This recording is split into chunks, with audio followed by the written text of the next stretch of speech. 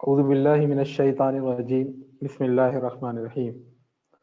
الحمد للہ رب العالمین والصلاة والسلام علی محمد ابن عبد اللہ الامین وعلی آلہ وصحبہ اجمعین ومن تبعهم بإحسان ودعا بدعوتهم إلى يوم الدين. وبعد قال الله تبارك وتعالى في القرآن المجيد والفرقان الحميد يا أيها الذين آمنوا ادخلوا في السلم كافة ولا تتبعوا خطوات الشيطان إنه لكم عدو مبين. محترم بھائیوں اور بہنوں اور عزیز رفقائے تحریک، مجھے جو موضوع دیا گیا کہ اللہ کے رسول صلی اللہ علیہ وسلم کی اطاعت سماجی زندگی میں، قرآن کریم میں جب ہم پڑھتے ہیں تو واضح ہوتا ہے کہ اللہ کے رسول صلی اللہ علیہ وسلم کی حیثیت محض ایک ڈاکیے کی نہیں ہے، محض ایک پیغام بردار کی نہیں ہے، محض ایک میسنجر کی نہیں ہے، بلکہ اللہ کے رسول آمر بھی ہیں، حکم دینے والے بھی ہیں، ناہی بھی ہیں، بہت سی چیزوں سے روکنے والے بھی ہیں، محل بھی ہیں، بہت سی چیزوں کو حلال کرنے والے بھی ہیں، محرم بھی ہیں، بہت سی چیزوں کو اللہ رب العزت کی اجازت سے اور اللہ کی سند سے حرام کرنے والے بھی ہیں، اور اس کے علاوہ بھی بہت سی آپ کی حیثیتیں ہیں، اور ان تمام حیثیتوں میں اللہ کے رسول صلی اللہ علیہ وسلم کی ذات آپ پر ایمان لانے والوں کے لیے نمونہ ہے، قابل تقلید مثال ہے۔ اللہ کے رسول صلی اللہ علیہ وسلم کی اطاعت کو قرآن کریم میں ایمان سے بھی جوڑا گیا ہے، وَأَطِیعُوا اللَّهَ وَرَسُولَهُ إِن كُنتُم مُؤْمِنِینَ، اللہ اور اس کے رسول کی اطاعت کرو اگر تم ایمان رکھتے ہو۔ دوسری جگہ ارشاد فرمایا گیا ہے یا ایھا الذین آمنوا اطیعوا اللہ واطیعوا الرسول ولا تبطلوا اعمالکم، اے لوگوں جو ایمان لائے ہو، اطاعت کرو اللہ کی اور اطاعت کرو رسول کی، اور اپنے اعمال کو اکارت مت کرو، ضائع مت کرو۔ آیت کا سیاق اور آیت کا پورا کانٹیکسٹ خود بتا رہا ہے کہ اللہ اور اس کے رسول کی اطاعت سے خارج ہو کر کے اللہ اور اس کے رسول کی نافرمانی کے تحت جو زندگی بسر کی جاتی ہے وہ اکارت ہوتی ہے، وہ ضائع ہوتی ہے۔ پھر قرآن کریم میں یہ ارشاد فرما دیا گیا ہے، بتا دیا گیا کہ اللہ کے رسول کی اطاعت ہی اللہ کی اطاعت ہے۔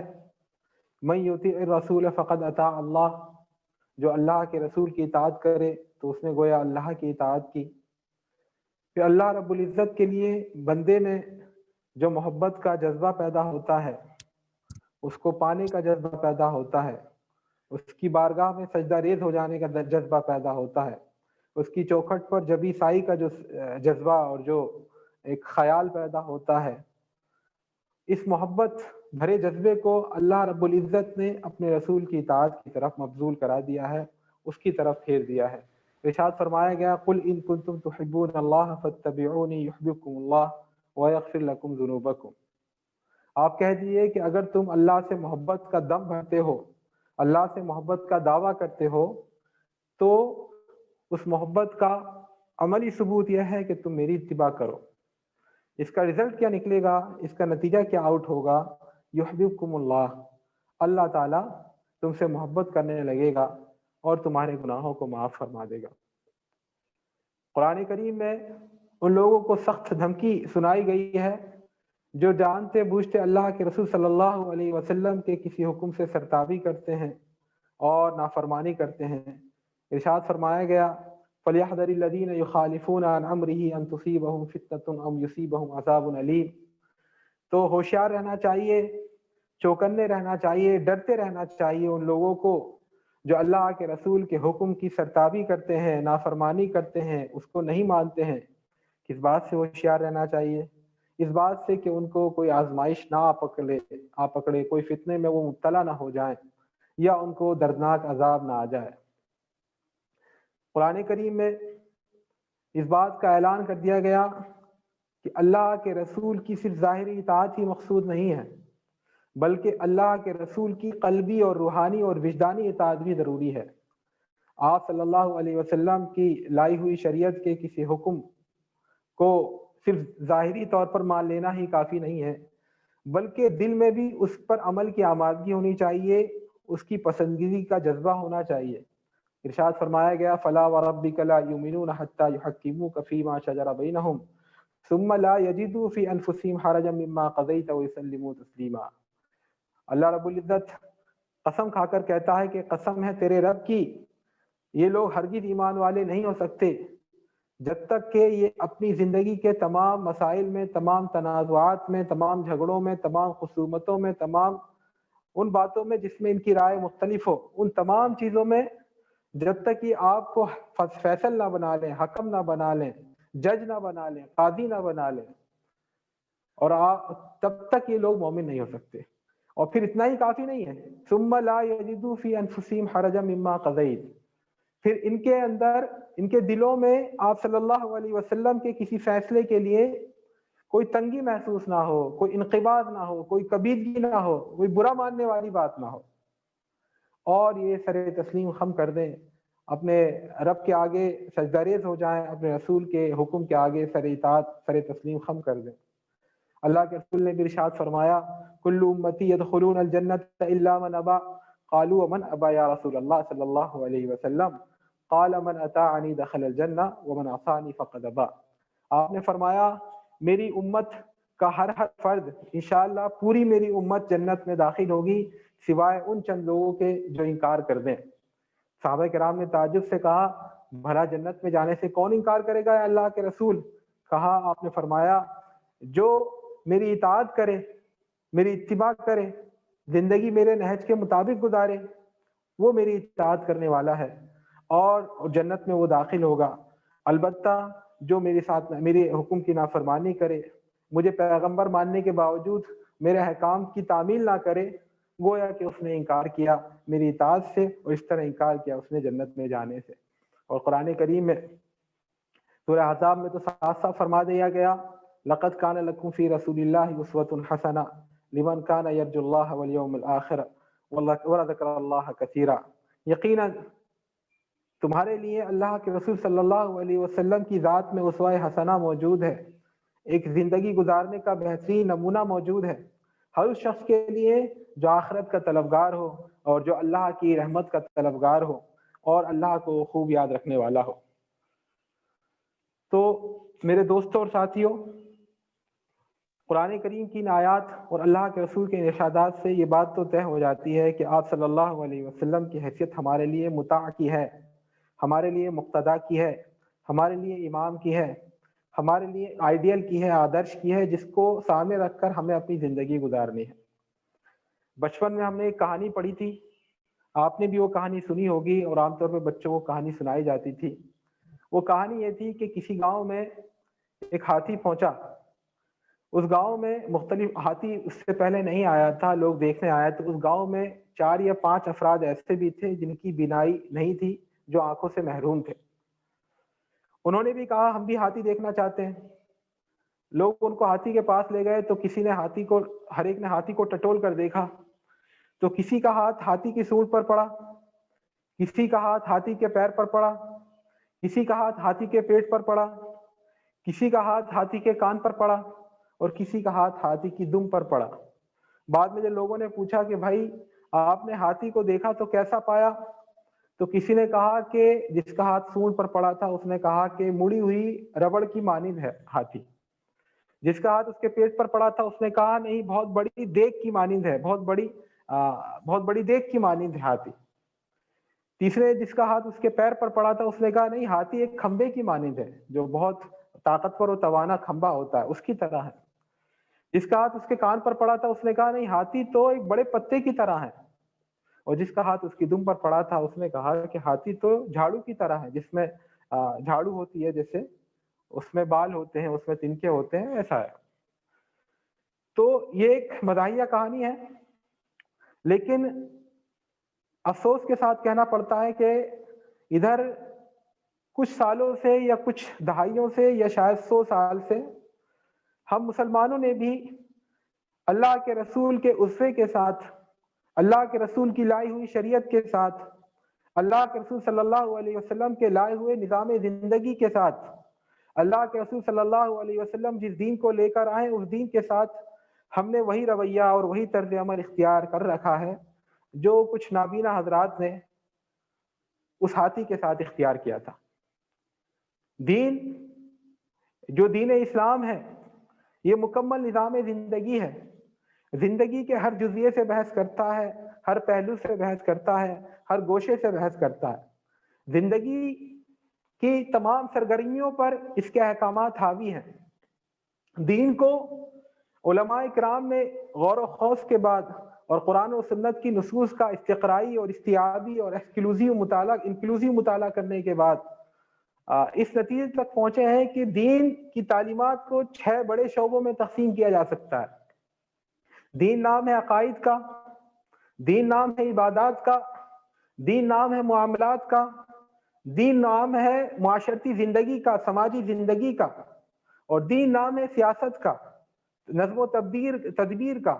نظام حکمرانی کا، اور اسی طرح دین نام ہے اخلاقیات کا۔ ہمارا معاملہ یہ ہے کہ ہم نے دین کے ان تمام شعبوں کو من و عین قبول کرنا یا ان کو تسلیم کرنا بند کر دیا ہے۔ جس کا ہاتھ جس چیز پر پڑا ہے وہ کہہ رہا ہے کہ یہی دین ہے۔ دین ان تمام شعبوں کا مجموعہ ہے، ان میں سے کسی شعبے کو دین سے خارج نہیں کیا جا سکتا، دین سے الگ نہیں کیا جا سکتا۔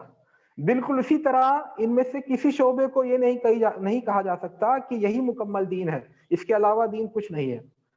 ہمارا معاملہ یہ ہے کہ ہمارے بہت سے بھائی ہیں جو عقائد پر بہت زور دیتے ہیں اور دیگر جو شعبے ہیں دین اسلام کے ان سے بے پرواہ ہوتے ہیں۔ بہت سے حضرات ہیں جو عبادات پر زور دیتے ہیں لیکن معاملات کو دیکھیں تو اس میں ان کی زندگی کچھ اور ہوتی ہے۔ بہت سے لوگ ہوتے ہیں جنہوں نے اسلام کے معاملات کے پہلو کو دیکھا اور انہوں نے دیکھا کہ اسلام کس طرح معیشت پر زور دیتا ہے، حلال کمائی پر زور دیتا ہے، تو انہوں نے کہنا شروع کر دیا کہ اسلام تو ایک فلاحی معیشت کا دعوے دار ہے، ایک رفاہی معیشت کا نظام پیش کرنے والا ہے، اس کے علاوہ کچھ نہیں ہے۔ جن لوگوں نے اسلام کی سیاسی تعلیمات پر غور کیا انہوں نے صرف یہ کہنا شروع کر دیا کہ اسلام تو صرف پولیٹیکل ڈومیننس کے لیے آیا ہے، سیاسی غلبے کے لیے آیا ہے، باقی سب چیزیں تو اس کے تابع ہیں، چاہے عقائد ہوں، چاہے عبادات ہوں، چاہے معاملات ہوں، چاہے معاشرتی زندگی ہو، چاہے اخلاقیات ہوں۔ یہ ان کی غلطی کی۔ لیکن سب سے بڑی غلطی جو ہو رہی ہے اور جس کا دائرہ کار بہت زیادہ ہے وہ یہ ہے کہ دین کو صرف اور صرف عقائد اور عبادات کے اندر محصور کر دیا گیا ہے، اور اس کے کچھ اسباب بھی ہیں۔ دین کے ہم نے جو حصے بکھرے کر دیے ہیں اور دین کے جو دیگر پہلوؤں کے متعلق جو معلومات ہیں، جو تعلیمات ہیں، جو ہدایات ہیں، اللہ کے رسول صلی اللہ علیہ وسلم کا جو اسوہ ہے وہ پس پش چلا گیا ہے۔ اس کی چند وجوہات ہیں۔ اس کی پہلی وجہ یہ ہے کہ عالم اسلام میں، اسلامی ملکوں میں ایک لمبے عرصے تک غیر مسلم طاقتوں کی حکمرانی رہی، ان کا قبضہ رہا، ان کا سامراج قائم رہا۔ ان کے دور حکومت میں اسلام کے احکامات کو دفتروں سے نکال دیا گیا، بازاروں سے بے دخل کر دیا گیا، معاشرتی زندگی اور اجتماعی معاملات سے بے دخل کر دیا گیا، صرف نمازوں کے لیے مسجد میں چھوڑ دیا گیا، دینی خانقاہوں میں چھوڑ دیا گیا اور مدرسوں میں چھوڑ دیا گیا۔ تو اس ماحول میں جو نسل تیار ہوئی، رفتہ رفتہ اس کا ذہن یہ بنا کہ شاید دین صرف اور صرف عقائد اور عبادات کا نام ہے۔ اس کی دوسری وجہ وہ سیکولر ذہنیت ہے جو دین اور دنیا میں تقسیم کرتی ہے۔ ہمارے اسلامی ممالک میں بھی اور غیر اسلامی ممالک میں بھی تعلیمی اداروں کے ذریعے سامراجی طاقتوں نے اس ذہنیت کو بچوں کے ذہن میں جاگزی کیا، پیوست کیا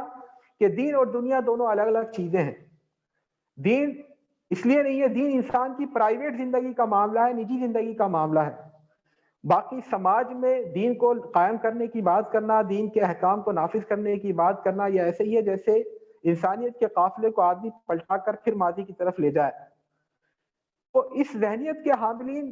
جو طلبہ بڑے ہوئے، جو طلبہ سماج میں آئے، جو نسل تیار ہوئی، ان کے ذہن میں بھی کہیں نہ کہیں یہ تھا کہ دین صرف عقائد اور عبادات تک محدود ہے، اللہ کے رسول کی ذات ہمارا اسوہ، ہمارا نمونہ، ہمارے لیے مقتدیٰ، ہمارا امام صرف عقیدے میں ہے اور صرف عبادات میں ہے۔ بہرحال تیسری وجہ اس کی یہ ہوئی کہ خود ہمارے بہت سارے افراد نے یہ کوتاہی کی، ہماری بہت سی تحریکوں نے یہ کوتاہی ہوئی کہ اسلام کو بحیثیت نظام زندگی پیش نہیں کیا گیا، دین کے عقائد پر زور دیا گیا، دین عبادات پر زور دیا گیا، لیکن دین کے جو دیگر شعبے ہیں، خاص طور پر معاشرتی زندگی سے متعلق جو شعبہ ہے، اس سے متعلق جو احکامات ہیں، جو تعلیمات ہیں، جو ہدایات ہیں، اللہ کے رسول کا جو اسوہ ہے، اس پر زور نہیں دیا گیا۔ خاص طور پہ ان تینوں میں بھی، معاملات میں، معاشرت میں اور اخلاقیات میں بھی سب سے زیادہ جو پہلو تہی کی گئی ہے، جو غفلت برتی گئی ہے، وہ برتی گئی ہے معاشرتی زندگی کے پہلو سے، کہ اسلام کیا وہ احکام دیتا ہے، کیا وہ رہنمائیاں کرتا ہے جن پر چل کر انسان اپنی سماجی زندگی کو خوب سے خوبتر بنا سکتا ہے۔ لیکن یہ تصور کہ اسلام کا سماج سے کوئی لینا دینا نہیں ہے، سماجی زندگی سے اس کا کوئی تعلق نہیں ہے، یہ بالکل غیر اسلامی تصور ہے، یہ بالکل بیگانہ تصور ہے۔ اللہ کے رسول صلی اللہ علیہ وسلم جس طرح عقائد میں ہمارے لیے نمونہ ہے، جس طرح عبادات میں ہمارے لیے نمونہ ہے، اسی طرح معاملات میں بھی ہمارے لیے نمونہ ہے، سماجی اور معاشرتی زندگی میں بھی ہمارے لیے نمونہ ہے، اور دین کے دیگر شعبوں میں بھی ہمارے لیے نمونہ ہے۔ خود اللہ کے رسول صلی اللہ علیہ وسلم نے ارشاد فرمایا تھا، الایمان بضع و سبعون شعبۃ، اور بعض روایت میں بضع و ستون شعبۃ اعلیٰ کلمۃ لا الہ الا اللہ وادناہا اماطۃ الاذی عن الطریق۔ ایمان کے 60 سے زائد شعبے ہیں، 60 سے زائد حصے ہیں، اور بعض روایتوں میں 70 سے زائد حصے ہیں، اور ان میں اعلیٰ ترین مرتبہ یہ ہے کہ آدمی اللہ رب العزت کی وحدانیت کا اقرار کرے، لا الہ الا اللہ محمد رسول اللہ صلی اللہ علیہ وسلم کا کلمہ پڑھے، اور ایک اس کا ادنا ترین حصہ یہ ہے کہ آدمی راستہ چلتے ہوئے اگر کوئی تکلیف دہ چیز پڑی ہوئی دیکھے، کوئی پتھر، کوئی کانٹے دار ٹہنی، کوئی اور رکاوٹ جس سے اندیشہ ہو کہ دوسرے لوگ ٹھوکر کھائیں گے، ان کو چوٹ پہنچے گی، ان کو تکلیف ہوگی، تو اس کو ہٹا دے۔ بہرحال عقائد اور عبادات کے مقابلے میں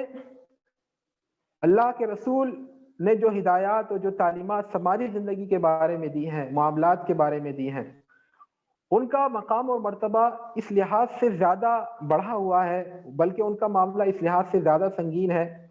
کہ عقائد اور عبادات کا تعلق زیادہ تر اللہ رب العزت کے حقوق سے ہے، جس میں اللہ رب العزت کے سامنے توبہ کی جائے، گڑ گڑایا جائے، آہوزاری کی جائے، معافی طلب کی جائے تو اللہ رب العزت معاف کر سکتا ہے۔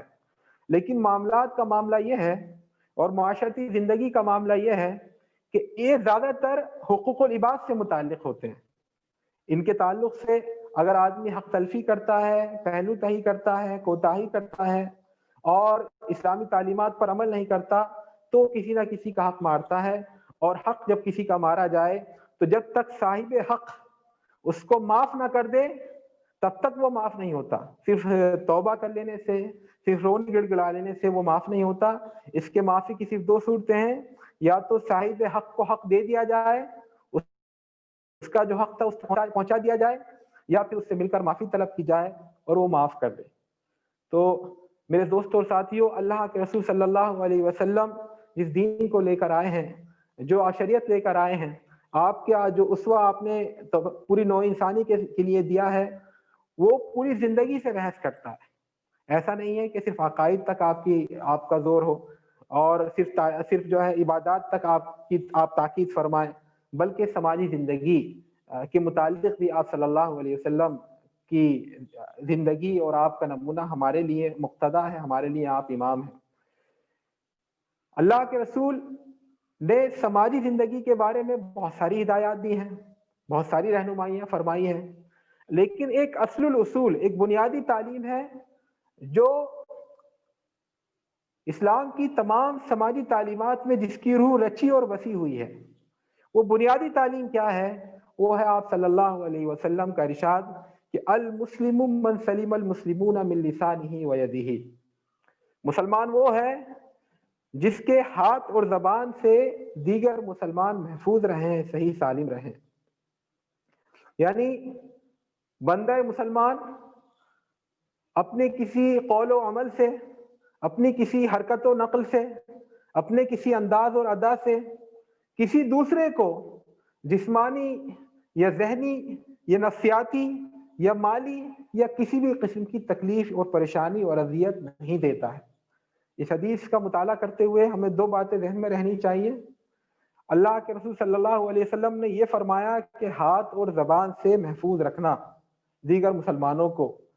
یہ ہر بندہ مومن کی ذمہ داری ہے۔ اس کا مطلب یہ نہیں ہے کہ پیر سے کسی کو مارنا درست ہے، یا تحریر لکھ کر کے کسی کو تکلیف پہنچانا درست ہے، یا ہاتھ اور زبان کا ذکر جو ہوا ہے وہ بطور تغلیب ہوا ہے، پروبیبلٹی کے اصول کے طور پر ہوا ہے کہ زیادہ تر جب کسی کو تکلیف پہنچائی جاتی ہے تو وہ ان دو وسائل کے ذریعے، یعنی ہاتھ دست درازی کی جاتی ہے یا زبان درازی کی جاتی ہے۔ تو خاص طور پہ ان دو کا ذکر صرف اس لیے آ گیا کہ اکثر و بیشتر ان کے ذریعے تکلیف ہوتی ہے، ورنہ اس کا مطلب یہ نہیں ہے کہ کسی دوسرے ذریعے سے، کسی دوسرے انداز میں، کسی دوسرے طریقے سے دیگر انسانوں کو تکلیف پہنچانا ٹھیک ہوتا ہے، ایسا نہیں ہے۔ دوسری بات یہ ہے کہ اس میں مسلمانوں کا تذکرہ ہوا ہے، من سلیم المسلمون، لیکن اس کا مطلب یہ نہیں کہ غیر مسلموں کو تکلیف پہنچانا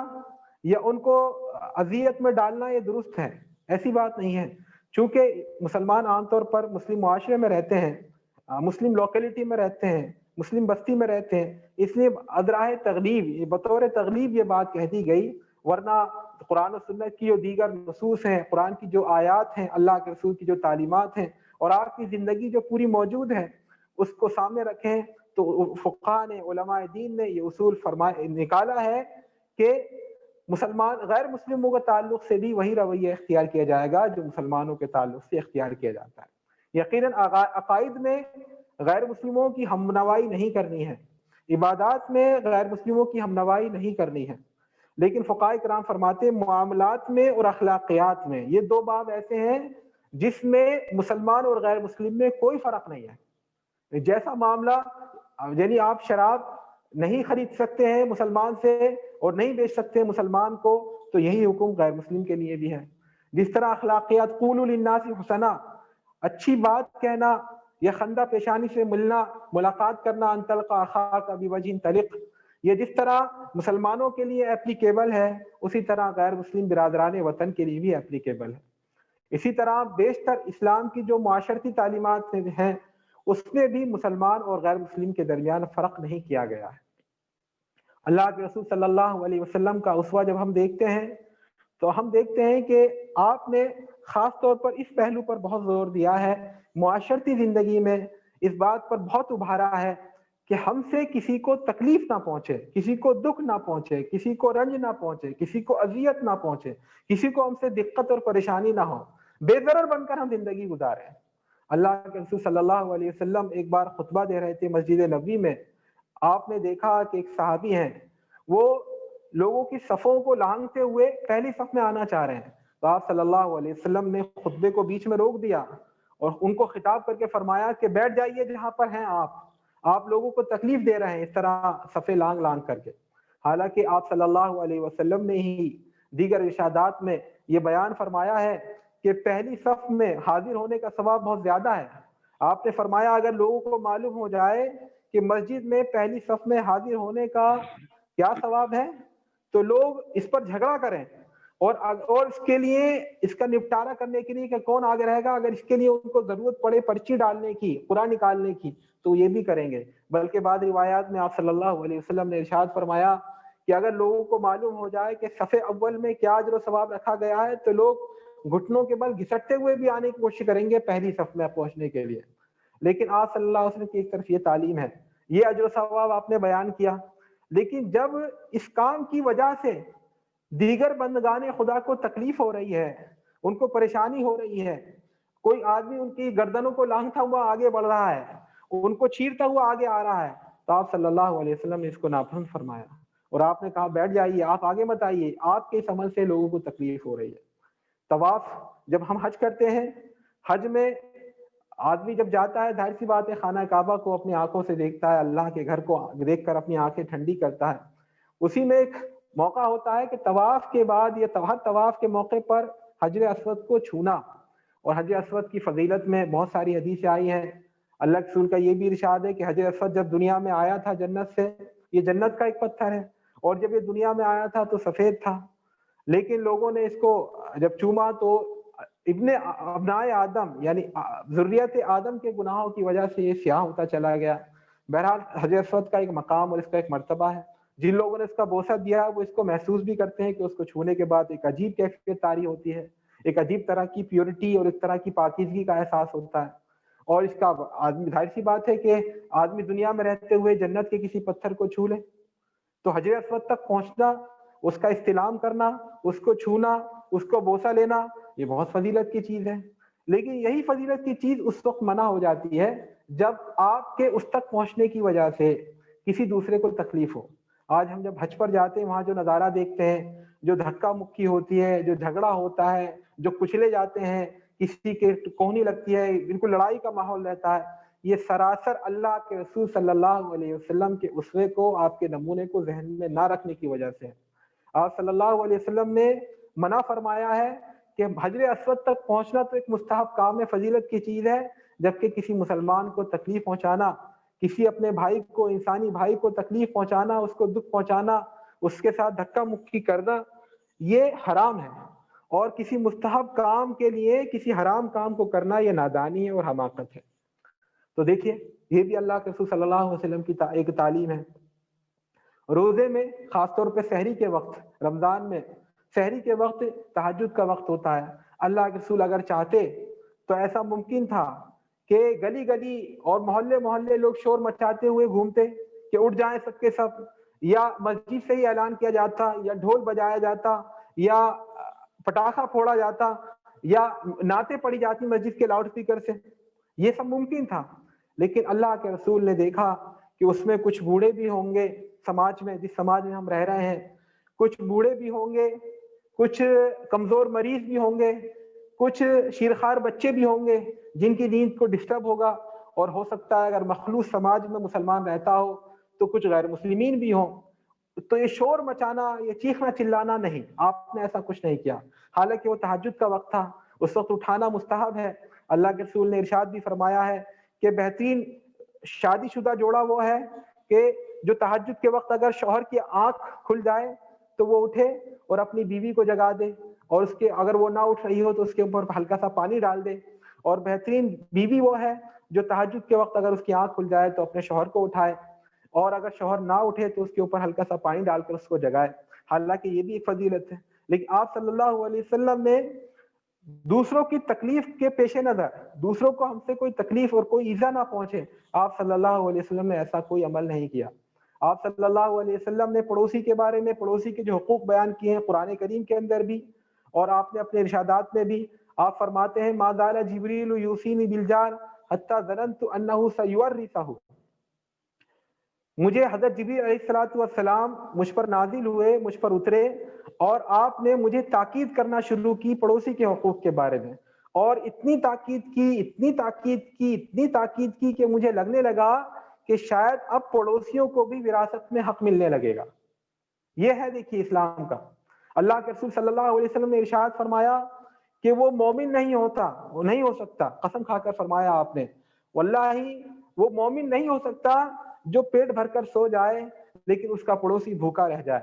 حدیث قدسی میں ہم نے اور آپ نے پڑھا ہوگا، سنا ہوگا کہ اللہ رب العزت میدان حشر میں اپنے بندے سے کہے گا، مجھ سے اور آپ سے کہے گا، اپنے بندے سے کہے گا اے میرے بندے، میں بیمار تھا، تو نے میری عیادت نہیں کی۔ بندہ کہے گا اے رب العزت تو کیسے بیمار ہو سکتا ہے، تیرے ہاتھ میں تو شفا ہے، تو کیسے بیمار ہو سکتا ہے؟ تو اللہ رب العزت ارشاد فرمائے گا نہیں میرے بندے، تیری بستی میں، تیرے محلے میں، تیری گلی میں، تیرے پڑوس میں میرا فلاں بندہ بیمار تھا، اگر تو اس کی مراج کرسی کو جاتا، اس کی عادت کو جاتا، اس کی تیمارداری کو جاتا تو مجھے اس کے پاس پاتا۔ پھر اللہ رب العزت ارشاد فرمائے گا اے میرے بندے، میں بھوکا تھا لیکن تو نے مجھے کھانا نہیں کھلایا۔ بندہ کہے گا اے رب ذوالجلال تو تو رزاق ہے، تو تو سب کو رزق دیتا ہے، تو کیسے بھوکا ہو سکتا ہے؟ تو اللہ رب العزت ارشاد فرمائے گا نہیں، تیرے محلے میں، تیری بستی میں، تیرے شہر میں، تیری گلی میں، تیرے پڑوس میں، تیری ہمسائیگی میں میرا فلاں بندہ بھوکا تھا،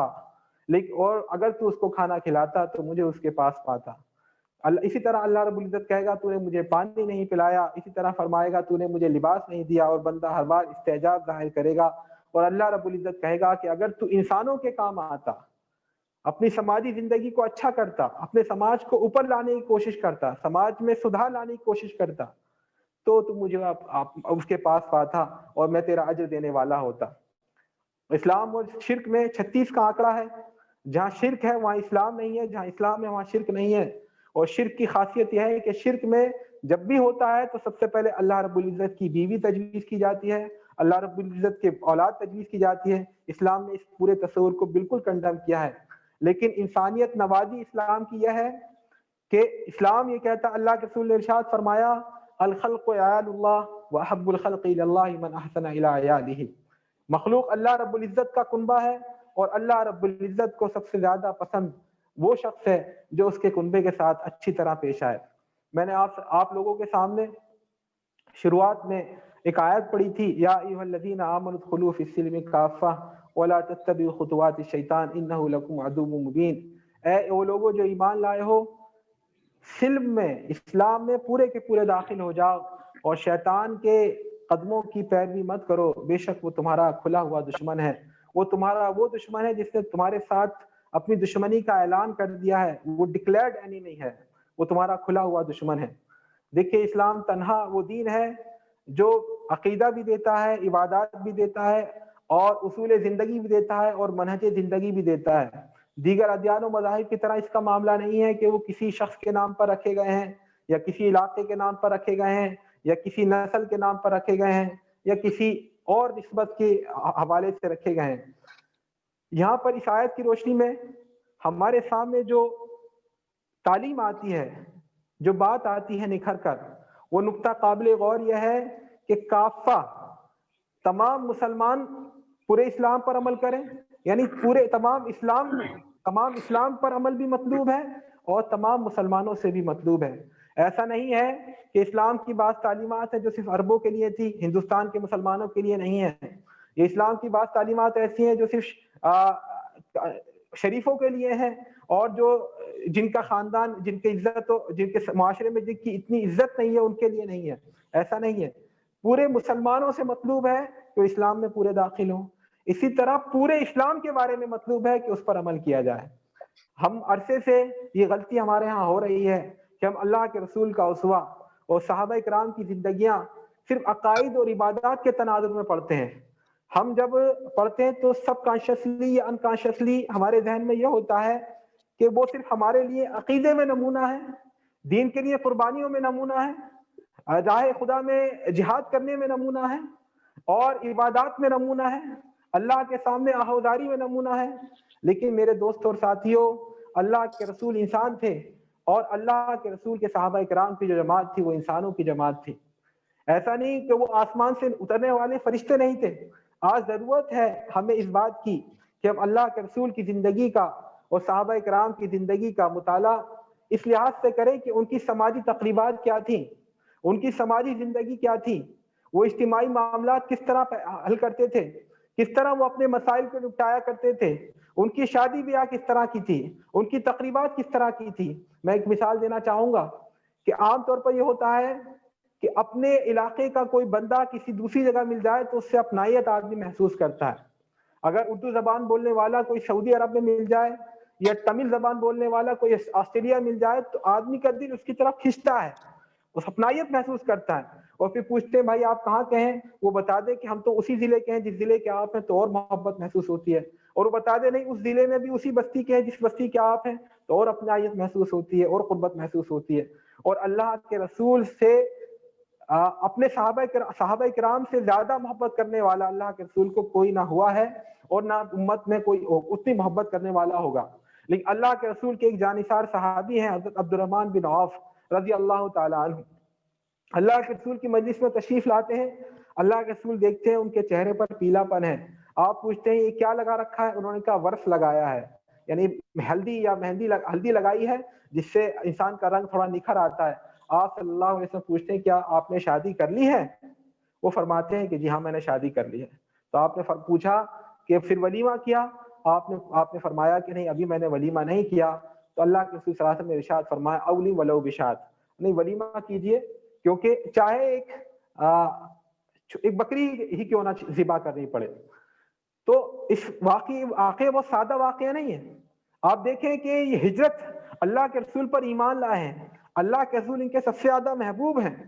اللہ کے رسول کے دین کی خاطر, اللہ کے رسول کے لیے, اللہ کے رسول کی رفاقت کی وجہ سے انہوں نے ہجرت کی ہے, اور دونوں مدینہ منورہ میں مہاجر کی حیثیت سے رہ رہے ہیں. لیکن اس وقت انہوں نے اتنا ضروری نہیں سمجھا کہ اللہ کے رسول کو اپنی شادی کے لیے انوائٹ کریں, اللہ کے رسول کو اپنی شادی کے بارے میں بتائیں, اور اللہ کے رسول بھی اس کا کوئی برا نہیں مان رہے ہیں. کتنی سادہ زندگی تھی, بلکہ اللہ کے رسول کا ارشاد ان کی نگرانوں کے سامنے رہا ہوگا, اعظم النکاح برکتن ایسرہ مؤونتن, برکت کے لحاظ سے سب سے بہترین نکاح وہ ہے جس میں سب سے کم خرچ کیا جائے. تو یہ ایک نمونہ ہے ہمارے. اس پہلو سے صحابہ کرام کی زندگی کا ہمیں مطالعہ کرنا چاہیے, اس پہلو سے ہمیں اللہ کے رسول صلی اللہ علیہ وسلم کی زندگی کا جائزہ لینا چاہیے اور کمپیئر کرنا چاہیے اس روشنی میں اپنی زندگی کا. قرآن کریم میں اللہ رب العزت ارشاد فرماتا ہے, افحکم الجاہلیت یبغون ومن احسن من اللہ حکما لقوم یوقنون, کیا یہ جاہلیت کا فیصلہ چاہتے ہیں, اور اللہ سے بڑھ کر کون اچھا فیصلہ کرنے والا ہے ان لوگوں کے لیے جو یقین رکھتے ہوں اللہ رب العزت پر. عام طور پر یہ تصور ہے کہ جاہلیت کا مطلب یہ ہے کہ غیر اسلامی نظام, غیر اسلامی عقائد, غیر اسلامی عبادات. نہیں میرے دوستوں اور ساتھیوں, جاہلیت کا مطلب جس طرح اسلام پورے زندگی کے تمام شعبوں پر محیط ہے, اسی طرح جاہلیت اینٹی اسلام جو بھی رویہ ہوگا, جو بھی برتاؤ ہوگا, جو بھی سلوک ہوگا, وہ اس پر یہ جاہلیت کا لفظ محیط ہے. اللہ کے رسول کی سیرت کا جب ہم مطالعہ کرتے ہیں تو ہمیں معلوم ہوتا ہے کہ آپ نے صرف عقائد اور عبادات تک جاہلیت کو محدود نہیں کیا. ایک بار حضرت ابو ذر رضی اللہ تعالیٰ عنہ نے غصے میں حضرت بلال کو فرما دیا, یا ابن سودا, اے کالی عورت کے بچے. یہ ایک سماجی معاملہ تھا, ایک اجتماعی معاملہ تھا, ایک تنازع تھا, ایک جھگڑا تھا جو سماجی زندگی میں عام طور پر پیش آ جاتا ہے, اور زبان سے نکل گیا ہے لفظ کہ اے کالی عورت کے بچے. تو آپ صلی اللہ علیہ وسلم نے ابو ذر کو خطاب کر کے فرمایا, یا ابا ذر انک امرؤ فیک جاہلیہ, ہے ابو ذر تم ایسے انسان ہو, تمہارے اندر ابھی جاہلیت پائی جاتی ہے. تو جاہلیت صرف یہ نہیں کہ آدمی کے عقائد درست نہیں ہے, جاہلیت صرف یہ نہیں کہ آدمی کی عبادات درست نہیں ہے, جاہلیت یہ بھی ہے کہ انسان کے سماجی زندگی میں وہ غیر اسلامی خطوط پر عمل کرتا ہے, غیر اسلامی طور طریقوں پر عمل کرتا ہے. آپ صلی اللہ علیہ وسلم کا ارشاد ہے, من تعزى بأعداء الجاہلیت فعزوه بہنی ابیہ ولا تکنوا, جو جاہلیت کی نسبت کا حوالہ دے, علاقائیت کا حوالہ دے, رنگ کا حوالہ دے, نسل کا حوالہ دے, خاندان کا حوالہ دے, برادری کا حوالہ دے, زبان کا حوالہ دے, وطنیت کا حوالہ دے, قومیت کا حوالہ دے, یہ سب جاہلیت کے نعرے ہیں. اور جو جاہلیت کا نعرہ بلند کرے تو اس کو گالی بکو, اس کو برا کہو, اور کنائے سے کام مت لو. یہ جاہلیت کا نعرہ اٹھانا, علاقائیت کی بنیاد پر تفریق کرنا, زبان کی بنیاد پر تفریق کرنا, یہ اسلام نہیں سکھاتا, یہ سماجی زندگی اسلام کی دی ہوئی نہیں ہے. تو میرے دوستوں اور ساتھیوں, میرا وقت ہوا چاہتا ہے, آخری بات کہہ کر میں آپ سے اپنی بات ختم کروں گا. آج دیکھیے سب سے بڑا ہمارا مسئلہ یہ ہے کہ ہم اسلام کی تعلیمات کو تھیوریٹیکل سطح پر تو پیش کر رہے ہیں, عقائد کی سطح پر پیش کر رہے ہیں, عبادات بھی بہرحال جیسی تیسی بھی ہے, لیکن عبادات میں بھی امت ابھی منہمک ہے اور لگی ہوئی ہے, اور عبادات میں بھی اس پر عمل کر رہی ہے دین اسلام پر, اللہ کے رسول کے نمونے پر. لیکن جو غیر مسلم اقوام ہیں, جو غیر مسلم افراد ہیں, وہ ہمارے عقائد کا مطالعہ نہیں کرتے, وہ ہماری عبادات دیکھنے کے لیے مسجد نہیں آتے ہیں, وہ مدرسوں کی وزٹ نہیں کرتے ہیں کہ یہاں کیا پڑھایا جا رہا ہے. وہ دیکھتے ہیں ہمیں سماجی زندگی میں, وہ دیکھتے ہیں ہمارے معاملات کو, وہ دیکھتے ہیں ہمارے اخلاق کو, وہ دیکھتے ہیں ہمارے کردار کو, وہ دیکھتے ہیں کہ ہم کس طرح بیہیو کر رہے ہیں, وہ دیکھتے ہیں ہماری نگاہیں غیر محرم کو دیکھ رہی ہیں کہ نہیں دیکھ رہی ہیں, وہ ہمارے طرز عمل کو دیکھتے ہیں. وہ مسجدوں کو نہیں دیکھتے ہماری, وہ ہماری راتوں کے خوش و خضو کو نہیں دیکھتے, وہ ہماری تہجدوں کو نہیں دیکھتے, وہ دیکھتے ہماری سماجی زندگی کو. اور سماجی زندگی میں اللہ جھوٹ نہ بلوائے کہ ہم اپنے عمل کے ذریعے, یا ہمارے مسلمانوں کی غالب اکثریت اپنے عمل کے ذریعے اسلام کی تعلیمات کا بالکل برعکس نمونہ پیش کر رہی ہے. ہم کہہ دیتے ہیں کہ مسلمان وہ ہے جس کے ہاتھ اور زبان سے دوسرے مسلمان محفوظ رہیں. ہم چاہتے ہیں کہ اللہ کے رسول صلی اللہ علیہ وسلم کے خاکے نہ بنائے جائیں, اللہ کے رسول کی تعلیمات کو دنیا کے سامنے ہم پیش کریں, لیکن ہم کس منہ سے پیش کریں؟ ہم کہتے ہیں اللہ کے رسول نے کہا کسی کو تکلیف مت پہنچاؤ, لیکن تم لوگ ہمیں تکلیف دیتے ہو. اللہ کے رسول نے فرمایا کہ جو ہے جس کا پڑوسی بھوکا رہ جائے وہ مسلمان نہیں ہو سکتا. لیکن آپ دیکھیں اپنے گلی اور محلے میں کتنے نادار اور کتنے پریشان لوگ ہیں. اللہ کے رسول نے فرمایا کہ سب سے بہترین نکاح کی تقریب وہ ہے جس میں سب سے کم خرچ ہو, لیکن سب سے زیادہ خرچ تو آپ کی تقریبات میں ہوتا ہے, سب سے زیادہ فضول خرچیاں تو آپ کی تقریبات میں ہوتی ہیں. تو یہ وہ مسئلہ ہوتا ہے جہاں یہ وہ نقطہ ہوتا ہے, یہ وہ پوائنٹ ہوتا ہے جہاں پر آ کر ہماری زبانیں بند ہو جاتی ہیں. کس منہ سے ہم غیر مسلموں سے کہیں کہ آپ اللہ کے رسول کی سیرت کا مطالعہ کریں, آپ اللہ کے رسول کے لائے ہوئے دین کو اختیار کریں. تو میرے دوست اور ساتھیوں, حضرت عمر بن عاص نے کہا تھا کہ تم میں سے ہر ایک اسلام کی سرحد کا محافظ ہے, تو اس بات سے چوکن نہ رہو کہ تمہاری طرف سے دشمن حملہ آور نہ ہو. یہی بات میں آپ لوگوں سے کہنا چاہ رہا ہوں. ہر مسلمان کو اس بات کا جائزہ لینا چاہیے کہ میری وجہ سے برادران وطن کے سامنے, غیر مسلموں کے سامنے, دنیا انسانیت کے سامنے یہ امپریشن نہ جائے کہ اسلام ایلیجیبل نہیں ہے, اسلام قابل عمل نہیں ہے, اسلام پریکٹیکل دین نہیں ہے. خود اسلام کے ماننے والے ان کی زندگی کچھ اور ہے. تو ہم میں سے ہر ایک کو اجازت ہے. میں تو یہاں تک کہتا ہوں کہ اگر آپ کا عمل کرنے کا دل نہیں چاہتا اسلام پر مت کریے, لیکن خدا کے واسطے غیر مسلموں کے سامنے اسلام پر عمل کریے, کیونکہ وہ ہماری سماجی زندگی دیکھتے ہیں, وہ ٹرین میں آپ کو دیکھتے ہیں, بس میں آپ کو دیکھتے ہیں, گلی میں آپ کو دیکھتے ہیں, گاڑیوں پر آپ کو دیکھتے ہیں, وہ عملی زندگی میں آپ کو دیکھتے ہیں. آپ کو مسجدوں میں نہیں دیکھتے کتنے پرسکون آپ نماز پڑھتے ہیں, آپ کو خانقاہوں میں نہیں دیکھتے کتنے آپ طویل مراقبے کرتے ہیں, آپ کے قرآن کی تلاوت نہیں سنتے, وہ دیکھتے ہیں آپ کے کاروبار کو, آپ کی تجارت کو. تو میرے دوست اور ساتھیوں, یہ ہمارے ہاں بہت بڑی خامی ہے جس پر قابو پانے کی ضرورت ہے, اور اللہ کے رسول کی زندگی ہماری ہر پہلو سے ہمارے لیے نمونہ ہے. آج ضرورت ہے کہ ہم اللہ کے رسول نے جو دین کا ایک کمپریہنسو تصور دیا تھا, ایک جو شمولی اور جامع تصور دیا تھا دین کا, اس کو اپنے ذہن میں مستحضر کریں اور اسی لحاظ سے ہم دین پر عمل کی کوشش کریں. یہی اللہ کے رسول کی اطاعت ہے, یہی اللہ کے رسول سے محبت کا تقاضا ہے. اللہ تعالیٰ سے دعا ہے ہمیں کہنے سننے سے زیادہ عمل کی توفیق دے. آمین. وآخر دعوانا الحمدللہ رب العالمین. جزاک اللہ خیر. احسن جزا. مولانا محترم نے بہت ہی اچھے انداز میں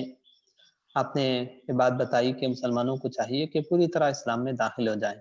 آج اسی کی وجہ سے اسلام بدنام بھی جو ہے ہو رہا ہے. اللہ تعالی ہمیں اس بات کی توفیق دیں کہ ہم پوری طرح اسلام میں داخل ہو اور ہماری زندگی اسلام کا صحیح نمونہ جو ہے بنے.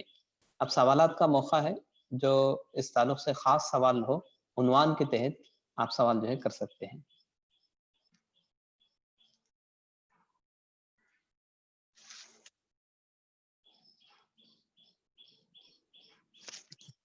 مولانا ایک سوال آیا ہے چارٹ میں, قومیت کا اتنا واضح تصور کے باوجود مسلم ممالک کی حد بندیاں اور عجمی و عربی کی تقسیم کیوں ہے؟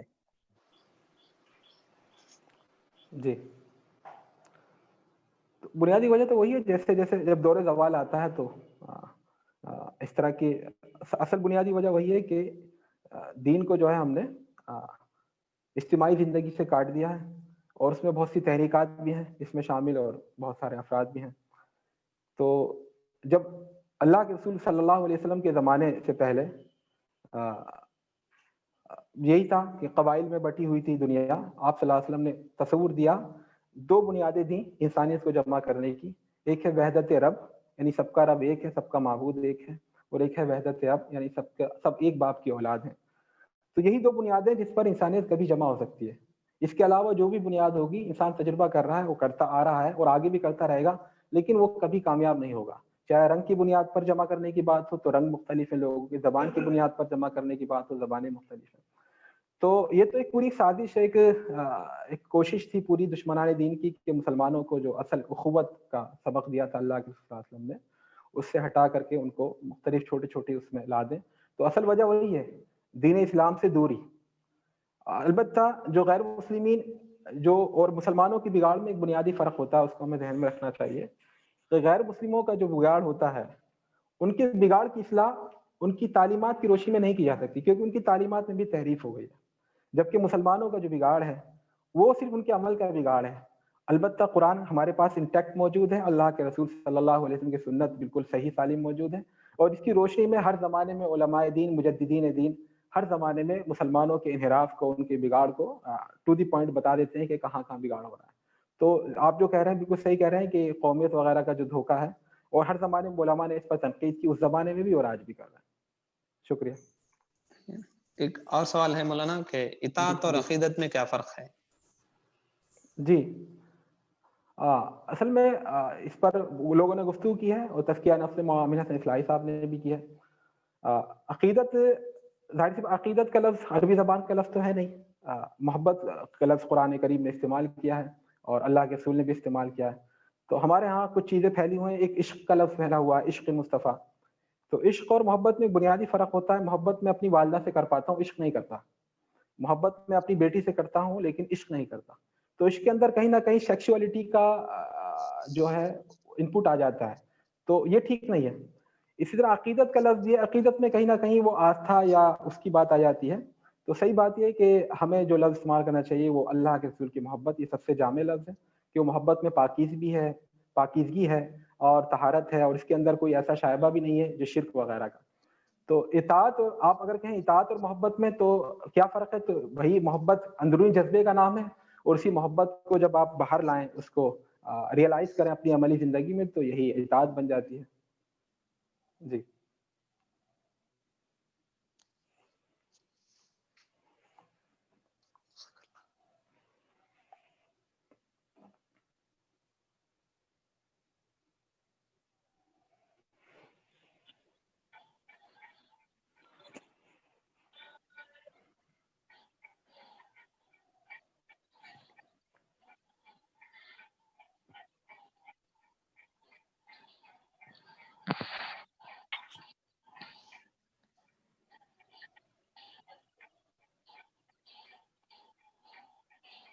جزاک اللہ خیر،